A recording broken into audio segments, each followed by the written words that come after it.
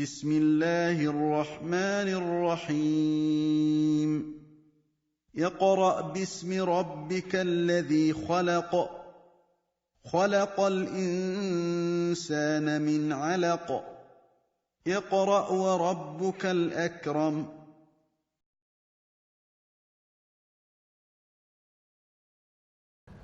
Assalamu alaikum wa rahmatullahi wa barakatuh. Bienvenue dans le cours numéro 13 de notre série intitulée Apprendre à lire et à écrire l'arabe.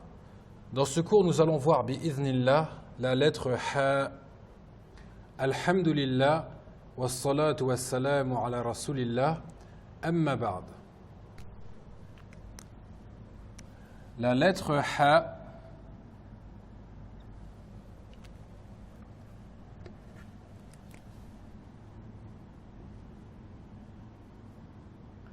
produit le son. Ce son n'existe pas dans la langue française. Pour essayer de bien prononcer cette lettre, il faut expirer de l'air sans faire vibrer ses cordes vocales, sauf au moment de prononcer les voyelles. Comme par exemple, si on met une fatha, on dira ha. Si on met une dhamma, on dira hu. Si on met une kasra, on dira hi.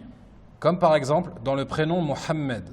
Ou encore dans la sourate Al-Fatiha, lorsque l'on dit Alhamdulillahi Rabbil Alamin. Alhamdulillah, ici il s'agit de la lettre Ha. Le son vient du milieu de la gorge. Ha, Ha. Entraînez-vous bien à prononcer cette lettre avec votre prof d'arabe ou votre prof de Coran, car ce son n'existe pas dans la langue française. Ensuite, la lettre Ha, comme nous l'avons vu pour la lettre Jim et la lettre Kha, va démarrer son écriture un peu au-dessus de la ligne, comme nous l'avons signalé ici avec un trait en pointillé, comme cela. La lettre Ha va s'écrire dans ce sens d'écriture. On va commencer comme cela, puis descendre sous la ligne.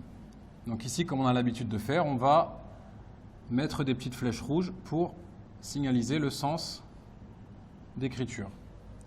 Et enfin, la lettre Ha est une lettre qui s'accroche avec la lettre qui précède et avec la lettre qui va suivre. Et lorsqu'elle va s'accrocher, on verra qu'elle n'aura pas la même forme selon la position dans le mot. Comme nous l'avons vu, lorsque la lettre est seule, c'est-à-dire qu'elle est en position isolée,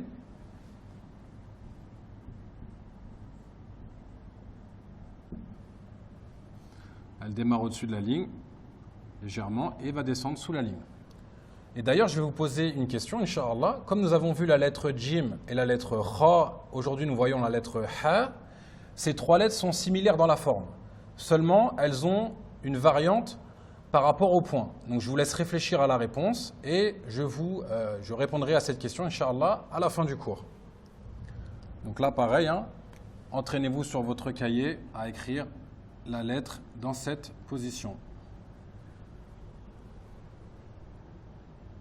Appliquez-vous et n'hésitez pas à faire plusieurs lignes.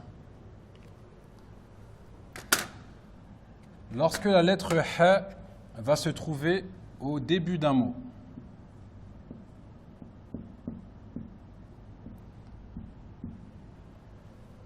elle va démarrer au-dessus de la ligne comme nous l'avons appris précédemment.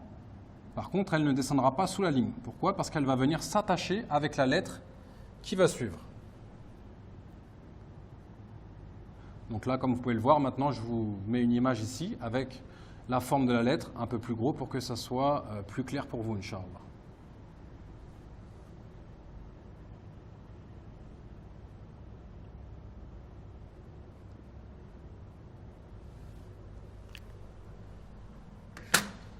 La lettre Ha, lorsqu'elle se trouve au milieu,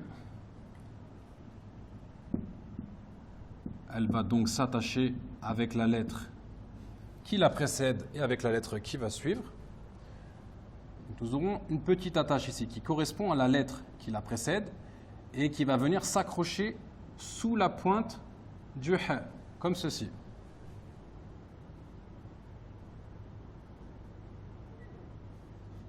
Et ensuite, il y aura une autre attache pour venir s'accrocher à la lettre qui va suivre.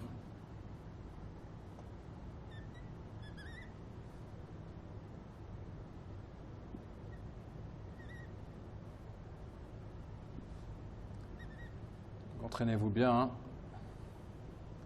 C'est important de répéter ces exercices d'écriture afin de bien mémoriser les différentes formes selon la position dans le mot. Et lorsque la lettre va se trouver à la fin d'un mot, pareil, on aura une petite attache, ce qui correspond à la lettre qui la précède, qui va venir s'accrocher sous la pointe, sauf que comme la lettre est à la fin, elle va descendre sous la ligne.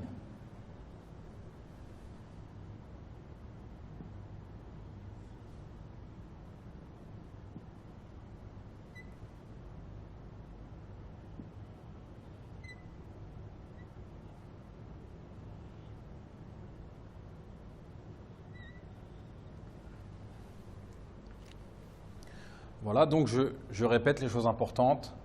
Lorsque la lettre Ha se trouve seule ou à la fin, elle va descendre sous la ligne. Par contre, lorsqu'elle est au début ou au milieu du mot, elle ne descend pas sous la ligne. Et la lettre qui la précède va venir s'accrocher sous la pointe. Maintenant, avant de démarrer un petit exercice, je vais répondre, bi'idhnillah, à la question que je vous ai posée tout à l'heure. Donc nous avons vu jusqu'ici 3 lettres différentes qui sont le djim, le kha et le ha. Nous avons vu qu'elles sont similaires sauf à un détail près. Pour la lettre djim, le point va se trouver sous la ligne, comme cela. C'est-à-dire que la ligne d'écriture est à peu près à ce niveau-là et le point va se trouver sous la ligne. Donc ça, c'est la lettre djim.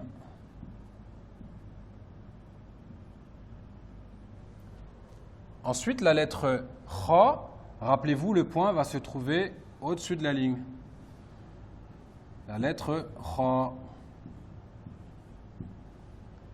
Et la lettre que nous avons vue aujourd'hui, qui est la lettre ha, n'aura simplement pas de point. Donc ça, c'est la lettre ha. Nous allons conclure ce cours sur 2 exercices. Le premier, nous avons ici à droite le nom des lettres. Et ici à gauche, les formes des lettres. Il va falloir relier le nom de la lettre avec la forme qui correspond, Inch'Allah. Et j'attire votre attention sur le fait que les lettres sont écrites en phonétique, simplement parce que pour l'instant, nous n'avons pas vu encore toutes les lettres. Mais au fur et à mesure que nous allons avancer dans la série, Inch'Allah, nous allons écrire les lettres en écriture arabe, bi'idhnillah. Et le deuxième exercice, nous avons des lettres à relier ensemble, Inch'Allah. Avant de répondre à ces 2 exercices, je vous invite à mettre pause, à recopier ces exercices sur votre cahier et à vous entraîner. C'est-à-dire vous allez essayer de répondre.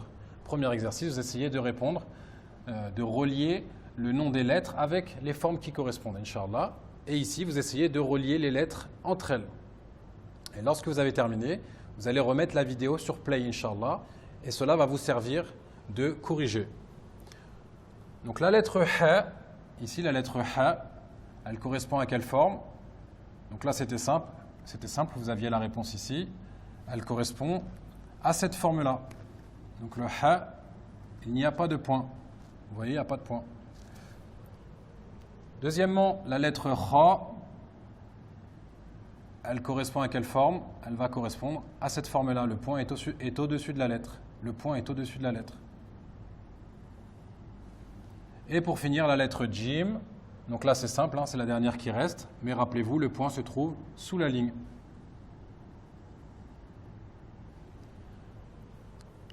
Et enfin, le dernier exercice, nous avons 3 lettres que nous allons relier, Inch'Allah. La première lettre, la lettre ha, se trouve au début du mot.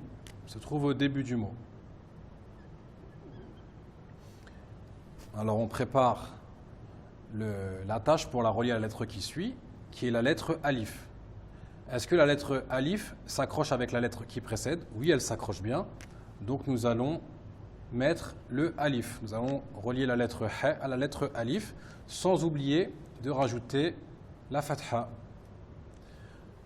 Ensuite, nous avons la lettre Jim qui se trouve à la fin du mot.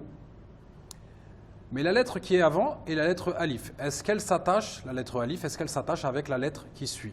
Non, elle ne s'attache pas, nous l'avons vu dans le cours du Alif. Et est-ce qu'il y a une lettre après la lettre Jim? Il n'y en a pas. Du coup, la lettre Jim va s'écrire dans sa forme isolée. Pourquoi? Parce qu'elle ne s'attache pas avec la lettre qui précède, car c'est un Alif, et il n'y aura pas de lettre après elle. On n'oublie pas de rajouter la shadda et la dammaten. Et donc là, nous avons le mot hajjun. Hajjun. Hajjun qui est un pèlerin. Un pèlerin qui va venir faire le pèlerinage à la Mecque, à Mecca. Donc, hajjun avec un alif, c'est un pèlerin. Et si nous supprimons le alif qui est ici, donc nous n'aurons plus que la lettre ha et la lettre jim, ça va nous donner le mot hajjun. Hajjun qui est un pèlerinage. Un pèlerinage.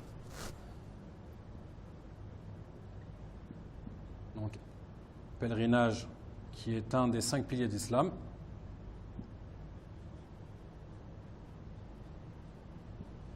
Regardez bien la différence. Hajjun, un pèlerin. Hajjun sans le alif, un pèlerinage. Et pour terminer ce cours, Inch'Allah, je vous pose une question et je vous demande de me répondre par commentaire. Quels sont les 4 autres piliers de l'islam? Nous savons qu'il y a 5 piliers dans l'islam. Nous en avons un ici qui est le pèlerinage. Je vous demande d'écrire les 4 autres en commentaire, Inch'Allah. J'espère que ce cours était clair et je vous dis à bientôt pour un prochain cours, Inch'Allah. Assalamu alaikum wa rahmatullahi wa barakatuh. سبحانك اللهم وبحمدك أشهد أن لا إله إلا أنت أستغفرك وأتوب إليك